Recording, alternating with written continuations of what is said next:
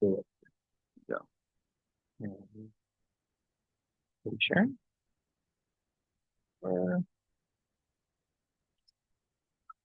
no.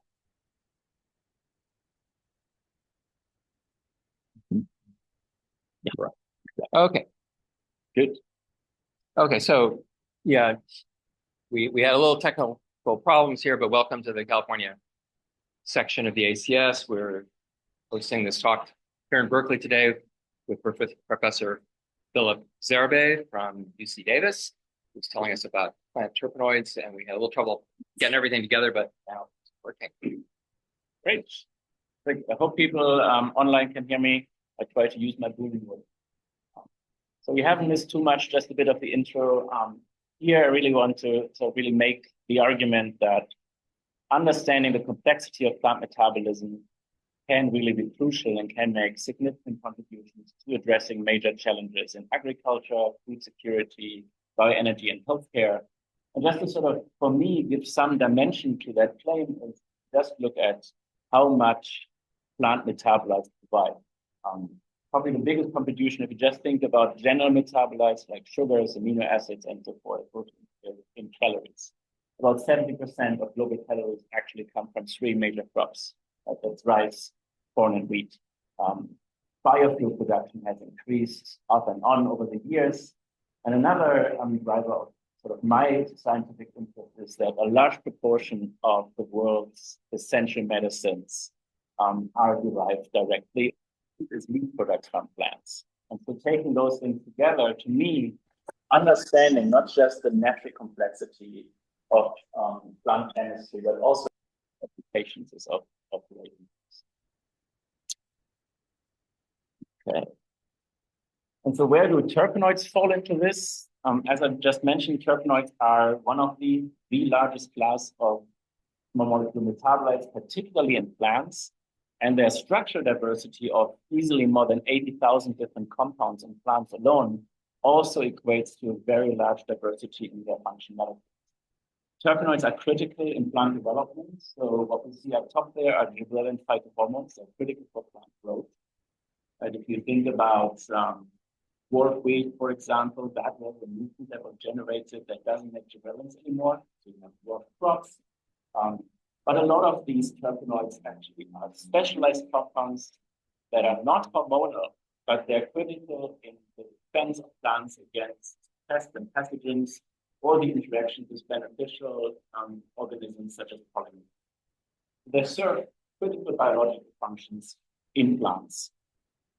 And in addition to their importance in nature, terpenoids are made of a lot of bioproducts. There are many pharmaceuticals. Probably the most famous one is Taxol. It's one of the biggest anti-cancer drugs. In following the literature, there was some big science coming out this year that people in the US and China have now figured out the full biosynthetic pathway for Taxol and started to engineer it. That was a major breakthrough.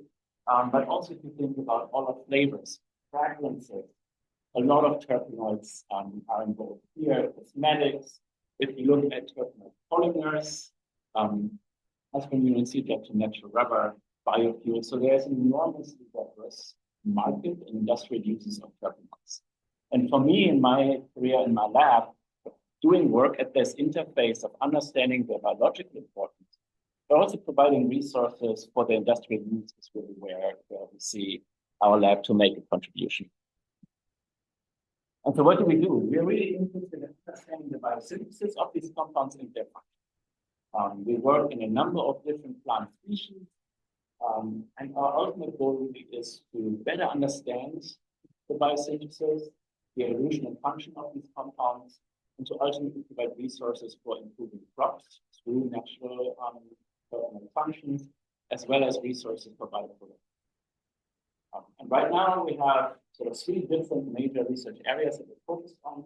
The major one is to understand terpenoid-mediated pests and pathogens, as well as drought adaptation. What is the role of terpenoids in crop defenses toward improving crop resistance? We have a few projects in, for example, strawberry. We have a very new one, Christmas trees, where we're trying to understand how domestication of crops has impacted the complexity of terpenoids in the species and how we can help breeders to actually bring back these aroma compounds from the inhabited species. And then last but not least, I always have an interest to explore terpenoid metabolism in rare, unusual species, medicinal plants. We were working on the discovery and ultimate engineering of terpenoid pathways that we are not aware that they exist anywhere. And what I want to try to do with time permits is tell you a little bit of a story about each of those research areas. I'm going to start with our work on terpenoids and crop stress defenses. And probably not too far-fetched that this work is really motivated by some of the urgent challenges crop losses that we're seeing worldwide. So this is a recent review where they calculated the crop loss due to climate change, due to pest and pathogen damage, as well as mycotoxin contamination in the crops. And you can see that some of the major crops, like wheat, corn, they experience up to 20–30% of losses worldwide because of these factors. As it is getting warmer, what we really see in a lot of these crops is that pests and pathogens have a major contribution to that crop loss, not only reducing yield, but also, especially in corn, fungal pathogens cause a lot of mycotoxin contamination, which is an issue for security.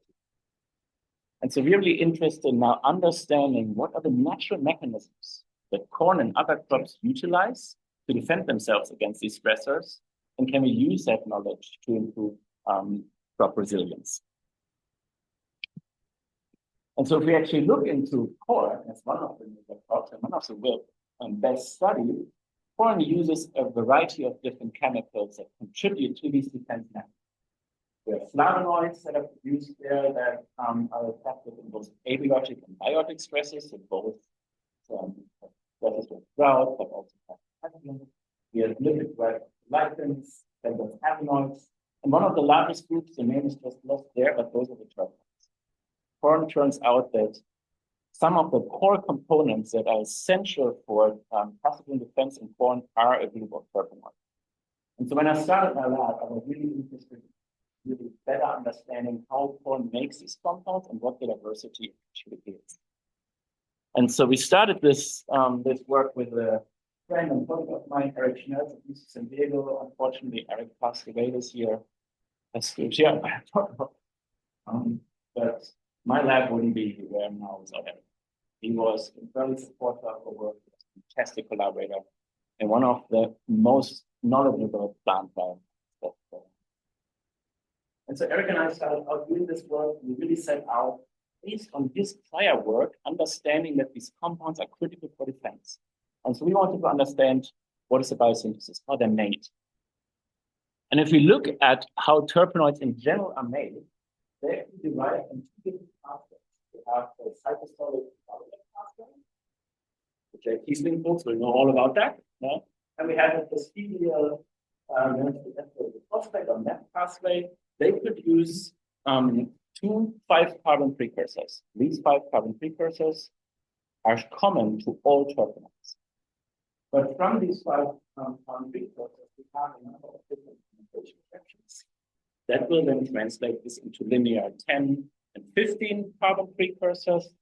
And from there, it goes wild. Because what happens next is that we have a family of synthetases. They catalyze cyclization and rearrangement reactions of these linear precursors, generating a large variety of different, mostly cyclic scaffolds. And after that, those scaffolds, by and large, will be further modified by cytochrome 50s, another very large enzyme family. They can then catalyze a variety of different oxygenations and other type of modification reactions that even further diversify the pool of terpenoids, and also those oxygenations and the subsequent modifications like acetylations, methylations, cosylations, they really create the different bioactivities. And so my lab primarily focuses on these two enzyme families because they are the ones that really catalyze and committed reactions to these scaffolds, and they are the ones who ultimately, through their catalytic diversity, generate the pool of terpenoids. And so because we're a plant biology lab, what we do these days is we help ourselves with genomics. And corn has a big advantage. It has enormous genomic resources that we could tap in. And so what we see here is a genome of corn that's broken down to chromosomes. And what we did is we have developed in my lab basically a pipeline with which we can, in a very targeted fashion, identify these terpene synthase and P450 gene parameters. That's what we've done here. So let's highlight down here in the field. These are a number of genes that we think are involved in terpenoid metabolism of corn. Some we also need. So this one we already found out with AN1. Remember that a bunch of other characteristics that we knew were involved in making the brain cytoplasms. There was one other one that was known, so there was similarly AN1 called AN2. That one we knew was involved in one of these groups of defensive terpenoids with relaxins. And that was our first target here. How are these made? We focused on those because from Eric's work we knew that they are extremely potent antibiotics against fungarium and other strong pathogens. They also are effective in preventing feeding by European condors. So that both pathogen and pest defense. And then on top of those that were known, as you see, we found a number of additional candidate genes that we thought were involved. And so the next thing we wanted to do is to try and narrow it down. Which ones are the ones that are really key? And if we think about, we are looking for biosynthetic pathways that are involved in defense. One easy way to do this is to treat the plant with a number of different pathogens, as you see here, variants, and we do transcriptomics. We look at gene expression patterns. And you can already see that there's an example of one of these here. I will comment on that later, but you see compared with the rodent, we see an increase in gene expression under all the pathogen treatments, but it actually refers to that. So there seems to already be a differential response depending on which pathogen it affects. We can take gene expression patterns across all these different treatments, across all the genes we identified, and we do something that's called mutual rank analysis. That's basically taking all these expression profiles and asking the questions, not which ones are the highest, but which ones are most similar to each other. Because if the expression patterns across all these different treatments are similar, it suggests that these are co-expressed, meaning they're properly co-regulated in response to the same stress. And so this is expressed by these numbers here. So the lower the number, the more similar the pattern of expression of these genes is. And if you look on the right here, they are very high numbers because we compare them specifically with AN2. The terpene synthase that I mentioned to you was involved in relaxin pathway. Again, the lower the number, the more similar the expression pattern, the more likely all of the candidates are part of the same pathway. The higher the number, the more unlikely it is that they work together on pathway. And if you look at these that are really different, these are all the genes involved in the metabolism. So even from these expression patterns, we can differentiate those that are part of hormone metabolism and those that are very likely part of this defense pathway. And so we just basically went down the list. What are the closest ones that we use to now? The first one here was KSA2.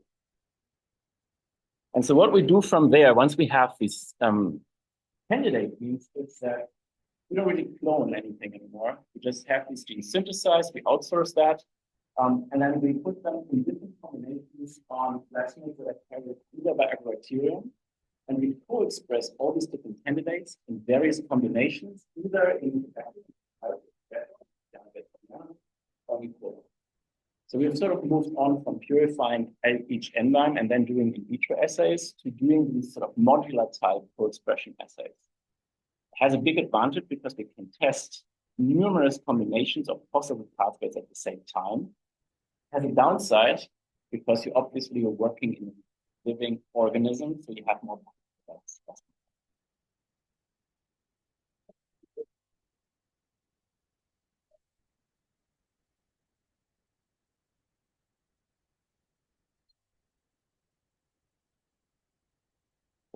For this, you will find a lot of overlap in the upstream pathway. So the mevalon pathway, because humans make terpenoids, steroids, for example, so you will find those, they're very conserved. These highly specific ones, you will not find. They are very distinct. So we can definitely distinguish plant terpene synthesis from microbial and fungal terpene. This.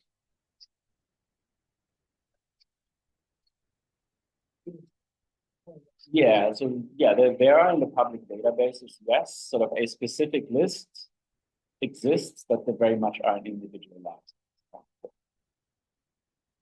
It's something we're working on. So we do these co-expression assays, and then we extract the enzyme products directly either from the tobacco leaf material or from the material cultures. We do mass spectrometry, and if we have a standard, like in this case, that's a nice and so what you see here is if we do co-expression of the energy, we do already for the company. Our first two candidates two, plus one of these things, all of which show very similar co-expression patterns. Indeed, one single product and not just exactly one of our corrections. And so that's for us a really efficient way. I wouldn't call it high throughput, but it's much faster than it used to be. Allows us to really screen biochemical function across modular type of pathway networks. In plants, and I would argue probably in many other organisms too, this idea of one linear pathway that sort of happens in isolation is really not true.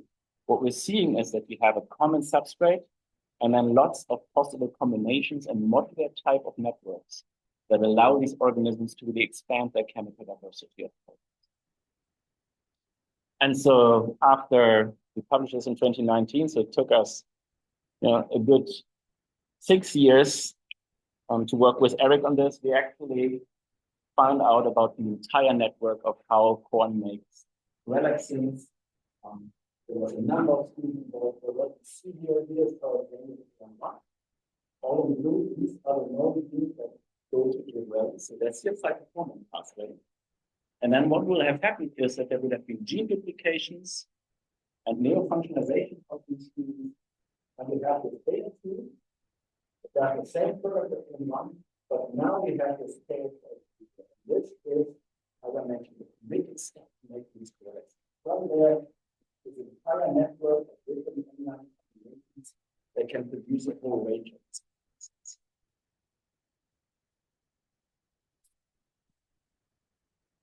And that's to sort of go beyond, right? Because we publish mostly in plantology journals. And if we go to them and say we have biochemical evidence, they just frown at us. They want genetic evidence. So we actually also use CRISPR-Cas9 to knock out the inmates. And as you can see here, here's the wild type. On the right side here are the mutations. We have normal corrections. If the gene function of the case is lost, you have compared to the wild type much higher hardness of the fungal pathogens. The pathogen is doing much better. And you can see here region section of the fungal pathogen in the intermodes of the maize are much larger. So the loss of KSO2, and because of that, the loss of the corrections has a major impact on the resistance of corn to Fusarium species. And so for us, understanding these natural mechanisms and seeing it's not just one pathway, it's an entire network, really, we hope gives us insight to try and use this to boost corn defenses using these natural defense metabolism pathways. And so we sort of like that what we wanted to do. We found the correlation pathway, but we found a whole lot of other things. So Eric and I kept going, and we had one candidate of KSA4, kind of very close related to the KSA1, 96+% identical at the protein level. So we were interested, what does this do, right? Obviously, because we saw plants don't make correlations if KSO2 is knocked out. It wasn't involved in that. So we did the same co-expression assays, the same thing, but now in case 4, we don't make correlations at all. We make actually a completely different scaffold that we call the labradine. It's a different double bond arrangement. And then these people think that when we looked at the correlations, they carboxylated their substrate. They added a carboxyl group. If you give this for 50 a different substrate, they actually create a hydroxylation and epoxy. So these are multi-substrate P450s that, depending on the substrate, have a different function. That's something for creating chemicals. So we actually identified a whole new group of terpenoids in corn that we weren't aware of before.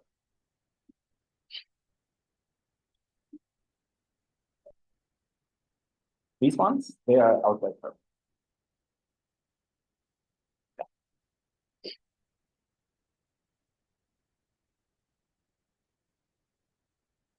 Fine. To summarize what we think is happening here is that we have the ancestral pathway coming from the common substrate through the generally targeting the relics to make phytochondria. And then what we think, and there's a lot of consensus on that, is through gene duplications and functional diversion of all these terpene synthase and P450s, corn and other plants can create a whole network of defensive pathways. We have different phases here from A1 to A2. In this case, substrate products stay the same, but this one is now functional diverged to be specific. A1 is not, that is the developmental pathway. This one has changed to be testing and use all these different pathways here. We now know of these productions and relaxants, we just have to figure out what it does. So there's even more complexity in there. And these processes really allow, I think I have this here, so we found actually a bunch of other ones way more complicated. So, I have a strong feeling I'll be working this until the end of my career to try and figure out even maize, let alone more complex plants. But it's really fascinating because it allows plants to use these molecular pathways to separate hormone biosynthesis critical for growth from defense. How they do that and how they allocate the same substrate to feed both needs of growth and defense, we still don't really understand. That's something we're very keen to try and understand. But to sort of bring it back to the double X, right, we found this. It's never been seen in corn before. But we obviously had to ask ourselves, all we did is biochemistry. That's great, but do they actually exist in corn? Are they relevant? And so we actually went into the field. We grew a few different varieties of corn in the field. And we here are the double X's. And one of the reasons why nobody had seen them before is B73 is a corn line that is sort of the mouse of maize research. And if you look at that, it's barely present at all. But if you look at several things, those three on the middle 17, these things are the most abundant content of those plants. The other reason no one had seen them before is they don't show up above ground. They're root-specific metabolites. We just did this, I don't have slides on it yet. We can see that the labalexins are only formed by corn if it's field soil. If we put this in potting mix, nothing.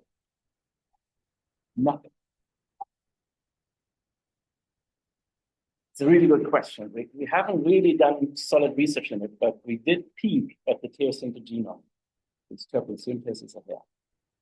Despite 10,000+ years of breeding, maize has made sure it kept it, which is pretty good. But we haven't really looked into deeper something with that. Why potting soil in it? I get there in a moment, but what we think is it's because potting soil doesn't have the microbes that is needed, and we think that the microbes actually, and the interaction with the microbes is what drives the production of these compounds. We think that they are not so much necessarily defense compounds, but actually signaling compounds for the plant to communicate with microbes. We haven't proven it yet. No, that's me speculating. That's what I love doing. And so we found a bunch of things. There's actually one that we found that we hadn't seen before enzymatically. That's a trihydroxy compound. So we actually saw this one was the most abundant metabolite in maize roots under these conditions. So we actually went ahead, we isolated from root material, we did NMR on it. That took only 8 months. And what we actually ended up with is this is the most abundant maize metabolite described in the field. And it's been opening the oxide. That was really fascinating. Next, we looked at, are they relevant for stress? And yes, if we look at here, these are the variable treatment, you see the significantly accumulated response to treatment. So yes, maybe they do function as of antibiotics in the roots. We also, because we do this enzymatically, we can make these compounds, we can purify the enzyme product. Now what we do is we do liquid assays where we feed the fungal culture in, and then different concentrations of purified terpenoids. And so we can see here is a growth rate of Fusarium graminarum and verticillitis to make them form acetylene. And you can see that even under the lower concentration here, we have already a significantly increased growth of the fungal acetylene. So this shows that at least under these conditions, these are really potent antibiotics. If you do concentration of 50 micrograms per milliliter, you almost completely kill the fungal acetylene. 50 is still not even a third of the concentration refineries.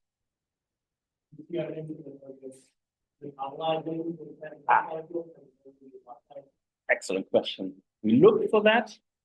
So we basically, what we did is we took that is all done on a plate reader, but we took the small quantities. After the 48 hours, we see no breakdown products. The compounds are still there, they're intact.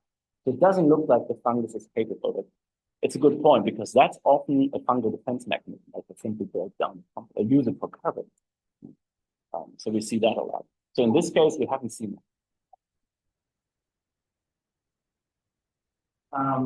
We have tested this at this point only against Fusarium, but we used Fusarium from strawberry, tomato, lettuce, conifers,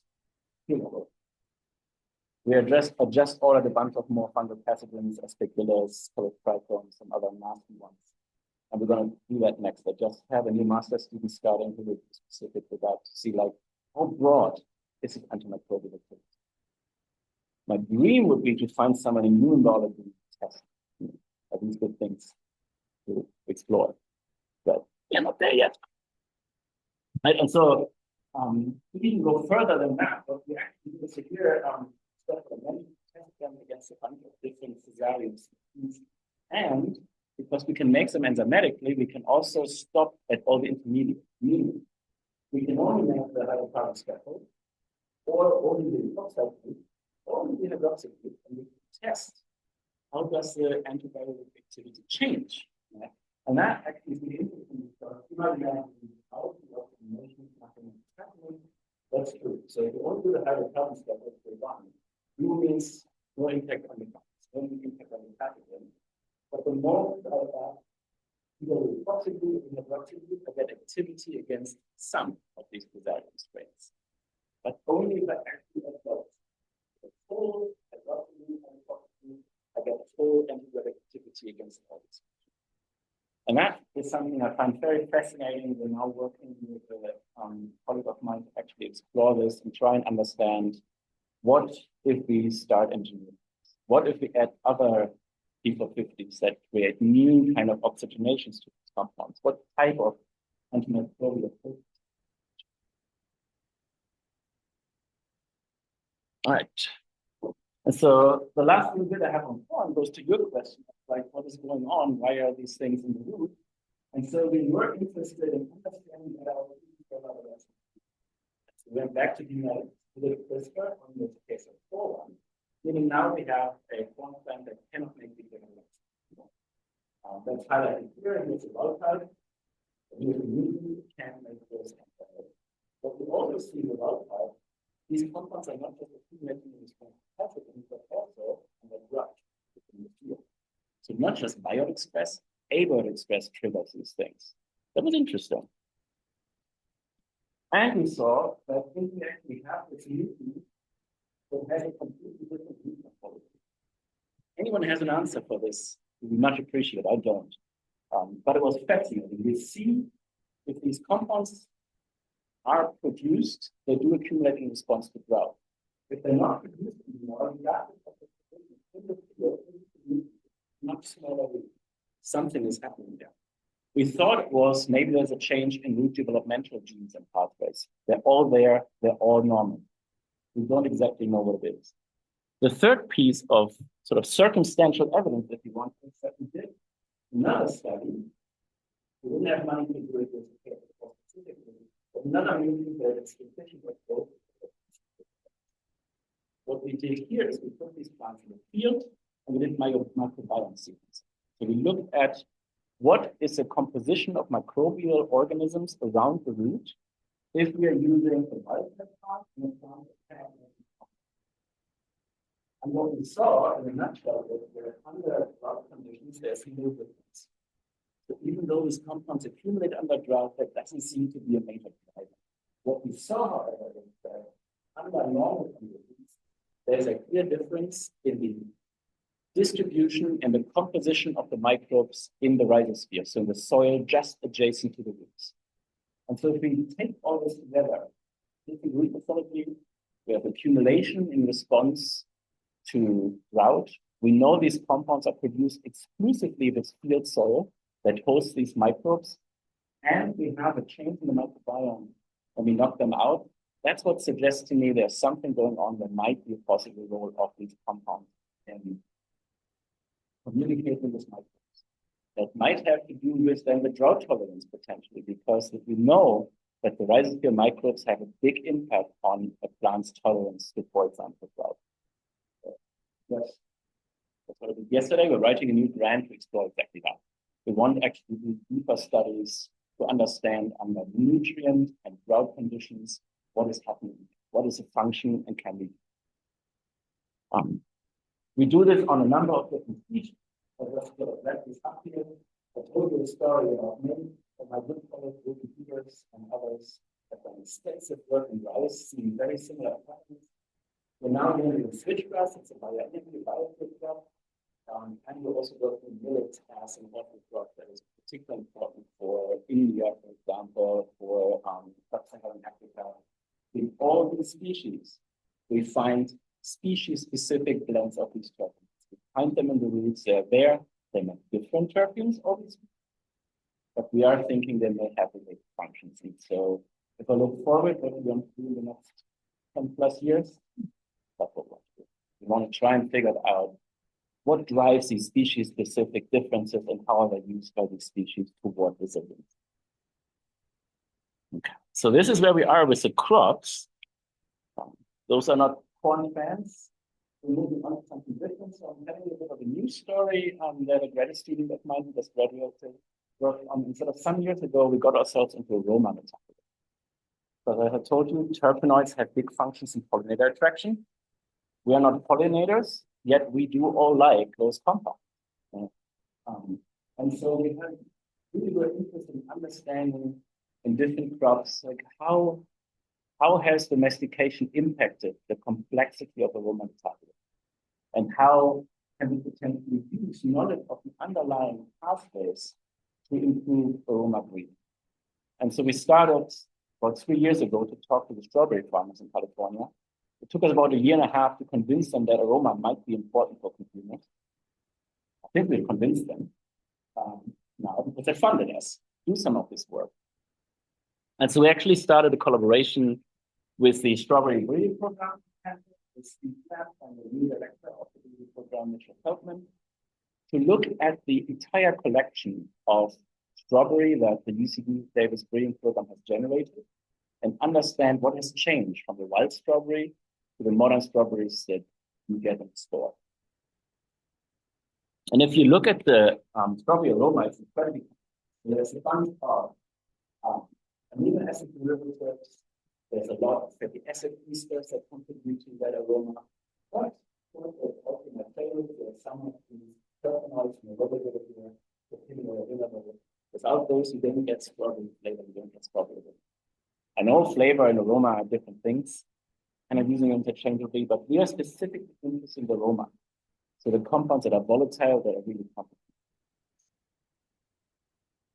If you look at what has happened to strawberries, like this is the very little thing, that's a wild strawberry. And that's actually one of the progenitors of modern strawberries. So the way strawberry has evolved, we have undergone multiple human differentiation. From the difficult to the complex, so it has 18. Incredibly complex. And with that, and with about 300 years of breeding, we went from this berry to this. What has improved to strawberry breeding is size, sweetness, shelf life, super important for growers. Right? But as we told our growers, there are a lot of consumers out there who find those strawberries rather bland. And so we really thought, what if we understand what is in the wild strawberries and it's not as sweet, so aromatic, and has gone amiss throughout the 300 years of freedom? And so what my student did is that he took 98 varieties, everything from the violets to some early varieties of in the entire history of breeding that we had in the germ classes, so 98 different strawberry varieties, and we did mass spectrometry-based metabolite profiling of all of them. So that's the beast of the data collection, but what we actually saw is a big distribution. What we see here is in a nutshell, what it tells you is that we have a lot of organs in this. And then we are yellow for the violets and guys. So they separate on one side, they're similar to the other, distinct from modern, and all the purple ones, these are all the varieties that are modern ones. You see a massive separation, which means that chemical profiles have an overlap, but otherwise are completely different in both abundance and composition. We can also do additional which of the metabolites we found have the biggest impact on them separating so much. What we see is that actually a needle marker has the same tag. That's actually sort of a signal compound, that a bit of a surprise. It's not knowledge. But then next in row, terpenoids. So the difference in abundance of these two compounds has a major impact on why these strawberries have a different aroma. So that was fascinating to us. This is both abundance and composition altogether. So this is just sort of a relative measure of the contribution of this compound to this separation. And so if you actually zoom in on that, we found a lot of the up here again, our for Rolls. That's the variety that we found this scale. And so we can easily see that here's our mineral with the so the size of the circle basically shows you the difference in abundance. So there are all of these modern ones made in abundance. But when we go down here, so these stand for discuss, like one of these tiles, we need to get some half on the low, most of them low, and flat. So this. These are all terpenoids that are not made in the modern practice. So the wild ones have a much bigger complexity, a much larger number of different terpenoids. And some of them, it might kind of make sense, but they're only like a tiny conifer resin aroma. Most people probably won't want that in their strawberry, unless you're German and you like this sort of different kind of aroma. There are other selects, this sort of very strong citrusy. But that was very clear for us that indeed, 200 years of breeding caused a significant loss of different terpenoids. And so we're really interested is like, if we understand how these compounds relate to the genome, we can help the breeders specifically target the breeding program towards whatever compound they want, basically. And so we did exactly that, and I won't go too deep into it. We did exactly the same what we did with maize. We went to the genome of the protein. So it's massive. These are all the different suggestions we found. I think we looked at them. There were over 70. We found those, and then I charged my poor Reddit student and said, well, functionally characterize all of them. Want to know what's going on. And so we did it for just over 20. But this is what we saw. We actually found multiple enzymes that make neural, which explains to some degree why even the modern varieties make so much of it. Because there's huge genetic biochemical redundancy for strawberry to continue to make. But now we have the enzymes that make some of these unusual ones. I use synthesis here. Neural, cell, all these kind of things that to some degree are off flavor, so not like. But some of them now we have a connection of that aroma to how it's made. And so that really is the idea of this grant is that we now have to buy company. We know which terpene synthase makes which aroma. We can tell the breeders, right, if we want alpha coming, that's the key. That means they can go into the breeding cycle and at the early development of sequence stage, they sequence the genome, they see if this gene is there or not. And then they can select for parent, specifically for one of these compounds of the nutrients. That's the whole goal of where we want to go with it. And there's no genetic, there's no other technology involved. It's classic breeding. It's just done in a marker-assisted way. And so we're still working on this to try and give them a really complete map. So they're not, none of the struggles that we derive from this are genetically modified outside of what classical breeding. If you actually are willing to sort of look away from the term, breeding is nothing but modifying the gene of an organism. It's just done in an untargeted way, like selecting parents. But this is what this is doing. We're not sort of going to the genome and modifying one of these genes. What we're doing is, but we tell the breeders, if you want this aroma, that's the gene that's possible. So you can take all your offspring of your breeding program and test if it's there or it's not. So it's more, it's not modifying, it's accelerating the speed.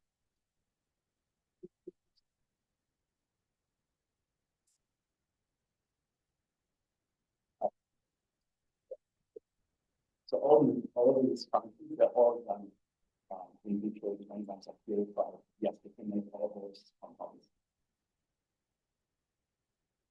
Not logically, so we don't have any bioreactors. We don't do anything that's sterile.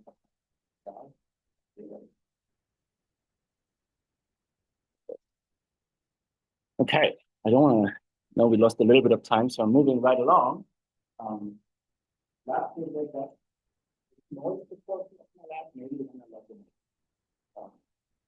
When I started my lab, I worked on a whole bunch of different medicinal plants and I loved it. And I learned very quickly it's extremely hard to get funding for it, right? Unless you work on something FDA, a very big brand on Texas. But if you sort of want to work on an odd species that makes an odd compound, it's kind of hard to sell it. Or I'm not good at it. One of the two. But I really, we're still doing it. We still work on a number of different species. One story I want to tell you, it's a little bit older. Favorites, maybe one of the favorite projects I worked on, that was a postdoc. And so we had this idea that we want specifically embryos. And embryos historically was actually produced from ambergris, which is a regurgitation product from sperm whales.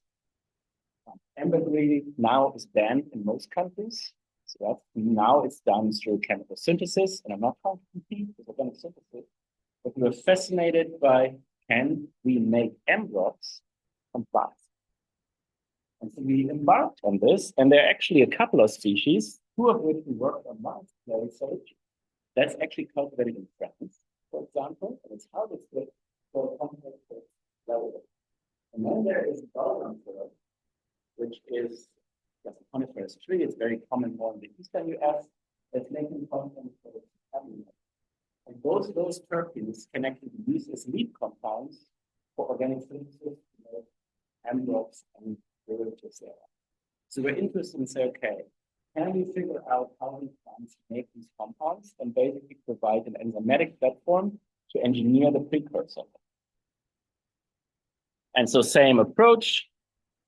We finally characterize the enzyme and it turns out in the transfer is actually a puncture enzyme because it's great hydroxylated intermediate terpenol, and in very safe, it's two different enzymes. One that takes intermediate, then so yes, we have this enzyme. This one here actually started now when it's produced by Trinity in San Diego. It's one of the big molecular, you would know all about Dominic. Yes. And so this was really fascinating work to understand other resources that are sustainable that we can use. One might argue this Abionol from Balsam Fir is not a particularly sustainable plant to work with. Very safe we can harvest, but we actually have a project now funded by the USDA where we're looking at Christmas tree waste products and how you can extract terpenoids from that. So if you have still your old Christmas tree, then probably don't anymore. Last but not least, I'm actually a protein biochemist and structure biologist by training. I didn't start out in plants. And I always fall back to the lab of protein. So when I looked at this, I found an enzyme in the lab. This was unique. We've never seen it before. And so again, what it does, it takes the precursor, converts it into the calcium then necessary. And we thought, how does it work? So my initial thought was, how does it work?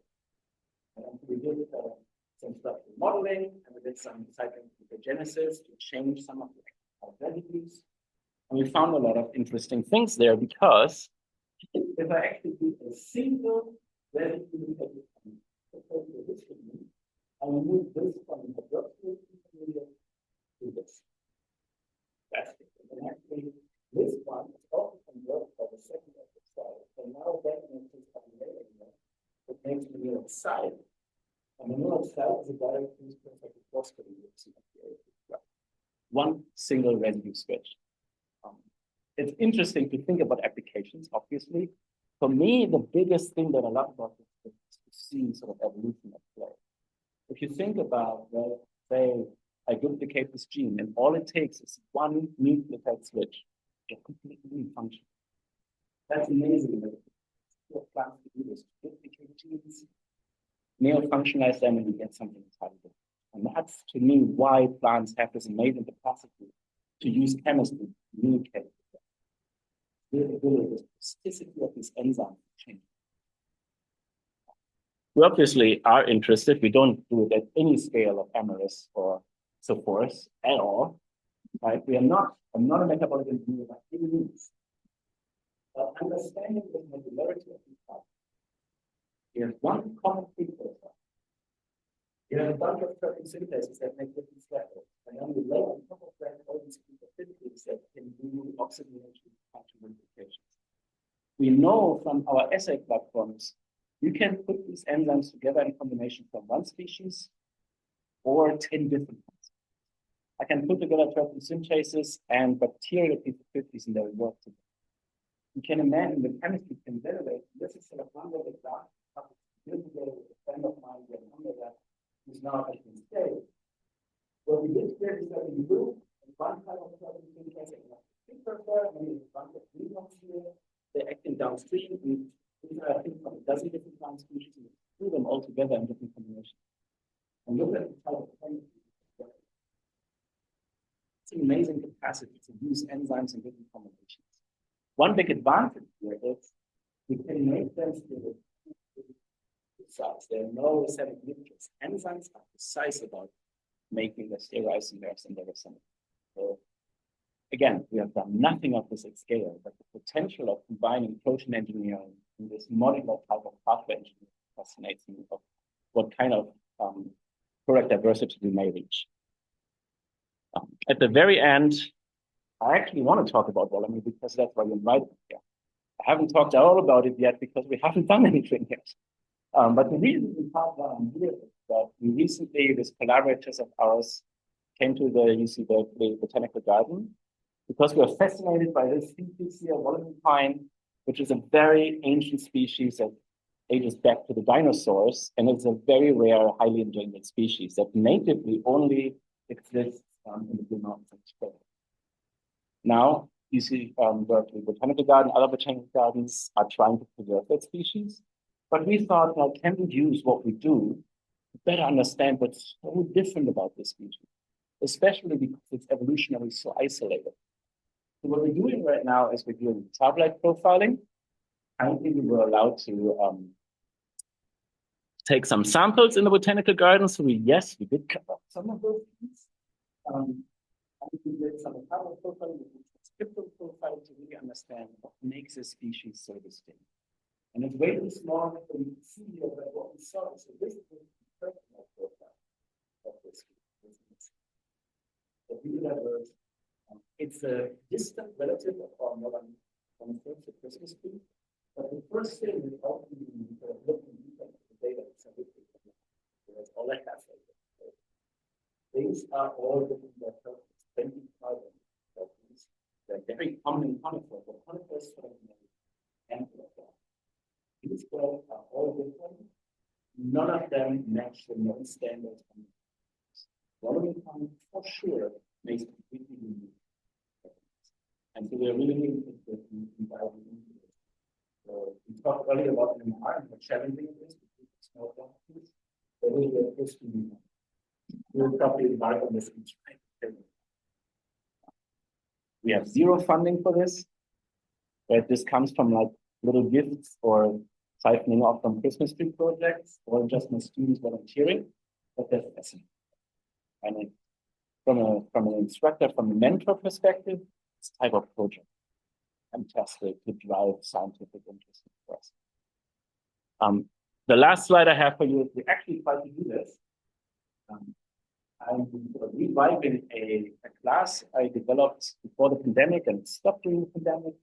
But we do these are called pure classes of course-based undergraduate research experience classes. They're meant to bring experiential learning to first-year students. What we do is that we don't teach them sort of standard approaches. We teach them the technologies we use today. So what my students, their first-year students, what they do, they take you and they do this molecular software engineering introductory in their first year. And so now we actually want to combine this. We'll do it in the spring, where we do this and then combine it with the students going into the Arboretum of disabilities. We're waiting for allowance from them to collect a little tissue. And then do metabolite profiling of each of all of the plants in the Arboretum. And basically what we want to do is to create a chemical map of the Arboretum. Maybe bringing this old outreach project and the tours back to show them, look at this diversity and here are all the products that you use daily basis. It's very popular with students copying and favorite class to teach everything. It's limited to 16 students and 10 for them. But that hopefully will be happening this spring. And with that, obviously I have ignored all the people who do all the work and just go around and talk. So there are a number of people who have fantastic experience. Lots of undergrads are also working on that. All the collaborators that recognize and come to the work. Thank you very much for bearing with the platform today.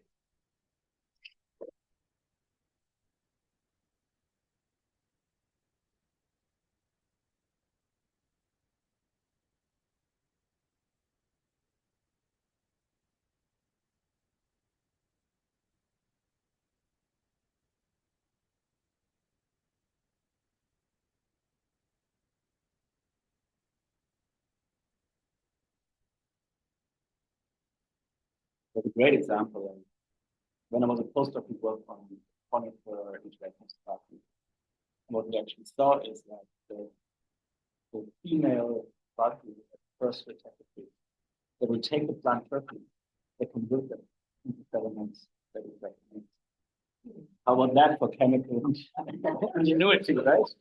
So it's mindful of complex counterability.